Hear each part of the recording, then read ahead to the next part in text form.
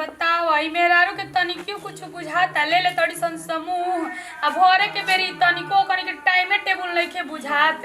हैं हर घड़ी आ समूह वाला हमरा के ओथी करत ताटे एही से कोनो मेहरारू के समूह ना निकलावे कि अपना कपार पे जंजाल ढोए जाओ हो हैं ले लेके बैठत तड़ी सन अथु करत तड़ी सन ऐसे आदमी होखेला एकदम माथा खराब हो जाताटे अब ना दादा अब ना एथी करम अब बताब हुन करे के देखो वो हमारे एक दिन खेत रोप देले बड़ी तो कहत तड़ी कि हमरा के पैसा द समूह भर इहे आदमी रह गइल बाटे अब करे खातिर ना समूह मरलस लाइबो कुछ एकदम बुझाता कि बताओ दिमाग है हमर खराब कहां गो रही है ज्योति बुची कहाँ गोरनी है गोरनी चाची के घर बा आई बेन ओवरिंग किया तो बोलावले रहल से गोरनी है हां का कहिए भौजी हमर तो जिंदगी खराब हो गइल हमरा बुझाते नहीं केनु का करी अब हमरा ऊ बारन फोन कइले रहला हन तारदुला हां आवत न का कहतड़न कहतनु के आवत न तोरा के लिया जाए खातिर लिया जाए खातिर ओजा नकल बन का ओजा रहतड़ू तो दिक्कते बाई जागलो तो दिक्कते बम करा तो जान तो भौजी दिन रात लड़ाई करी हन यही के चलते हम एजा कि कम से कम ई लड़ाई झगड़ा से दूर रहम नहीं ए जो चैन से हमरा के रहे नहीं खंडे ज्यादा बुची अब का करी अच्छा आवे द हम तो जबरदस्ती त लेके जाई है ना हम जाई ना तो हम विदाई ना करू हम जाए ना भौजी जे कुछ हो जे हम ओकर जोरे जाइम ना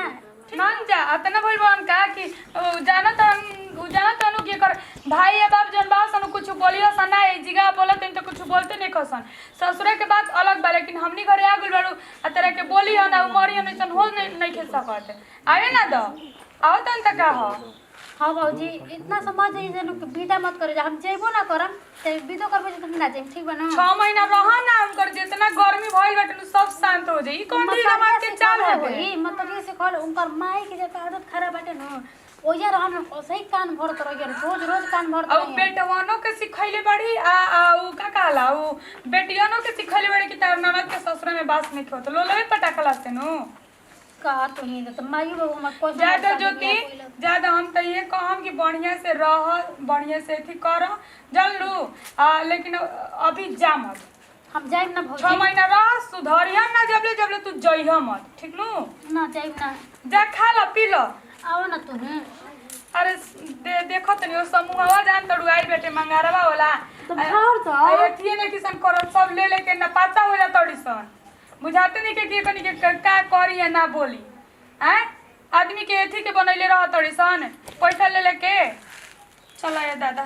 भैंसिया के सनिया गोत दी ए कौन चीज हो जाई बाटे वाज है तो तुमका साथ जा ना सकी लेकिन ना बाप रे बापू जा गोई रही दिन रात काम ऊपर से उनकर माई कहे कि हां नैयर से का लेके आइल बड़ू हर चीज खातिर तानो मारत रही सन ये ससुरा नैयर मैंने अंतर बटू हैं ओजे सब कुछ करत तब बुझे तक कुछ नहीं करत है जब कुछ ना करत तब बुझे तक तो बहुत कुछ कइले बानी हां तो घर दिन तोरा शिकायते न करे के बा हमारा घर के इजा रह चाहे वो इजा रह मतलब तू कहां से बुलावे जाए घरे से हां तो इला अनु तो चुपचाप से चल जाइए सुरवट के ठीक बेचा कोई तहर बाटे ना तोरा गांव में दामाद के ये मैंने इज्जत करे के रीति रिवाज हो हां तो दामाद के नो तू क्या हो तू कुछ ना हो ठीक है ना हम ना मानी छोड़ ना मन हाथ छोड़ी ना अरे हम तो मरद हई ए जे बारात लेके बियाह भई के बुला दिले का देखो एको बात तो कान सुन तारे को ओवर कॉलर रही कि देखो कि बार हम जा तनी नो तो भुला जे के तार कोई मेहरार हो ठीक बा काहे भुला जाई भुला जा देख ऐसा जूता के जात हइस नु कि तोरा के रोज 10 जूता ना मारिनु हम तू आदमीए में गिनती ना रह अच्छा तू ऐसा चप्पल से जात हवा नु कि कितना दूर फेंकला पे वापस से आ जाला हेलो हां तो जब तक जियबिस नु तब तक तोरा के दूर ना फेंकम साथ ही लेके चलम हां तो जब तक ले तू रहबा नु तब तक ले तारा भीरी ना रह बुझाइल का ना छोड़ चल हमरा हैं छोड़वा के ना तू ना छोड़ा चल जा ना जाई काहे तू ना जब हमरा जावे लेके जाए तोरा को हम लिया के जाई कैसे लेके जाला बढ़िया भौजी भैया देखो हाथ छोड़ दो कहते हाथ छोड़ ना ना ते ढेर जगह में इज्जत बनले इज्जत चारों ओर हितोई में चर्चा बात हम माने तू हाथ छोड़ रख ना तू छोड़ बुरा भौजी के ना तू ए आओ भौजी छोड़ तू हाथ छोड़ के ना ए भौजी अरे भौजी भैया अभी कहलो मार के मुंह लाल कर दे चल ना तो अरे टूटेगा तो या भौजी हाथवा कबार के चल अरे हाथ छोड़ के ना हो छोड़ काजी ई काजी जी नत खुश रही ई नतिया के मार के भगाव जा भौजी मार के भगाव जा दिए बोले के तमीज सीख मर कहां तमीज बा कि कैसे रहल जाला तो कहीं धी दमाद नु हड़ो धी दमाद माने धीव दमाद होई त माने इहे इज्जत ह एकरा के जब कहत है गांव में चल त नतिया कहती है त ई कोनो तरीका हगाड़ लिया जाए के देखा ता रौरा घर में बहिन के मातारी के इज्जत होला कि ना होला भौजाई के कहल मानत टुगे भौजाई के कहल मानत टुगे बुझाई उहे न रखले बिया करे के अरे तू 77 बना रखस लेकिन जहां आई जब मर्यादा में रहल बाटे आदमी ते जब मान मर्यादा से तारे के परीक्षा ले बना हो जा से मार मार के नतिया कहबे त फोड़ देने का कहले नतिया मत ते कह जब लोड़ा जना लोड़ा से परीक्षा ले बन मर्यादा से नु उ लोड़ा से लोड़ा थोड़े जाने नहीं जा मनी के बुझाई ले बड़ ना रहती नु का कहले तो जो हम का कहले तो अरे जा बड़ बाड़ू भौजाई लगबू छो देता नहीं तो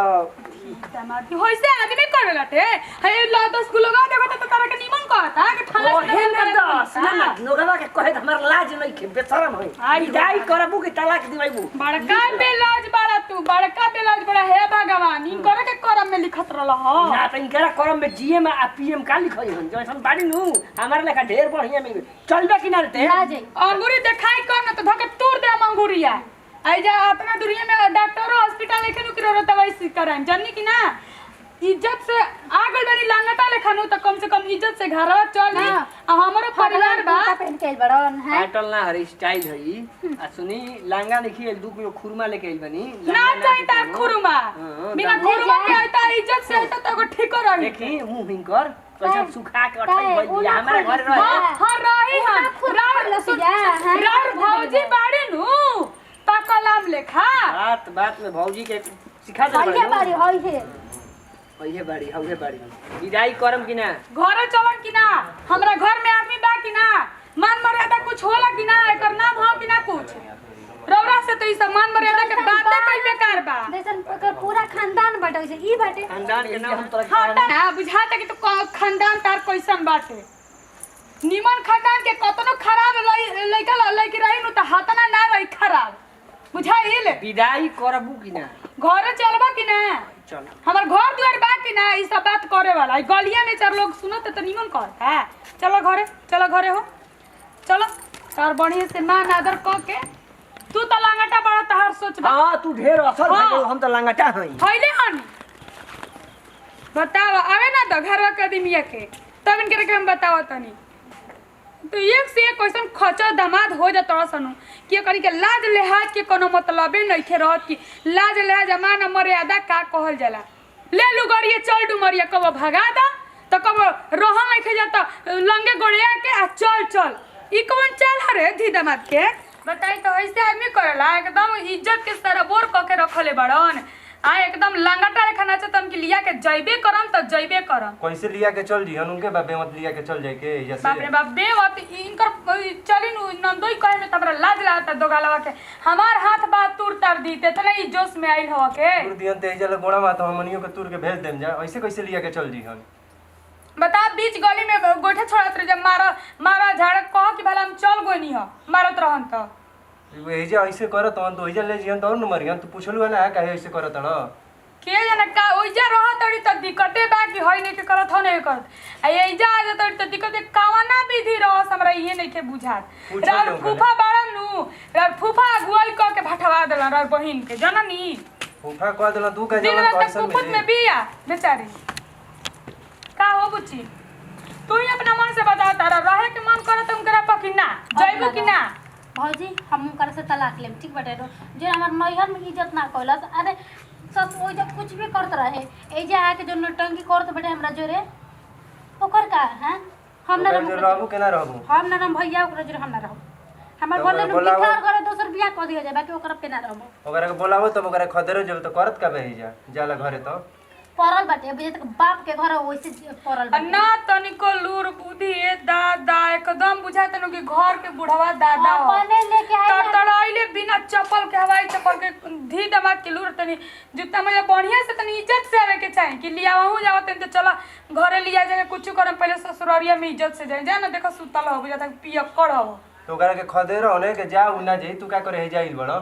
जा को ओकरा के भेजो तो का करो तने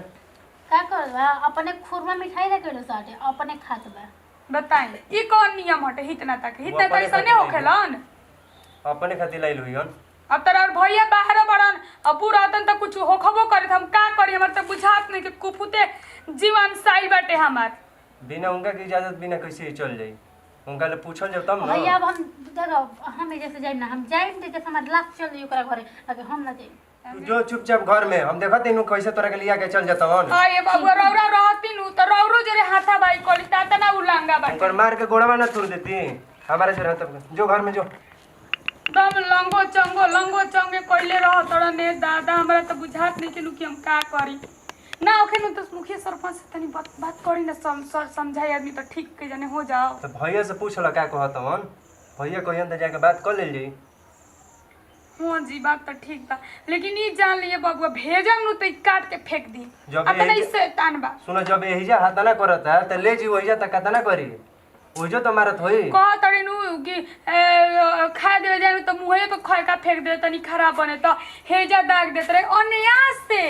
इहो ना कि उ रखले बाटे चाहे कुछ हो सब करते लेकिन पोटत मने एगो ना खला कि लंगा एकदम एथी अपना घमंड पे बुझाता कि किन ले बाटे इनकरा पे जोर जबरदस्ती जौन भी कर उहे ही करत ताटे ई दमादी। अच्छा तो एकरो के समस्या के हल हो जी भैया ने बात कर ल आ नइखे भेजे के नो त एकरा के भेजो घर में काहे खातिर सुतैले बाड़ू। चली ना चली घर में आई जगह हमरा तो बोले के हिम्मते नहीं के करत।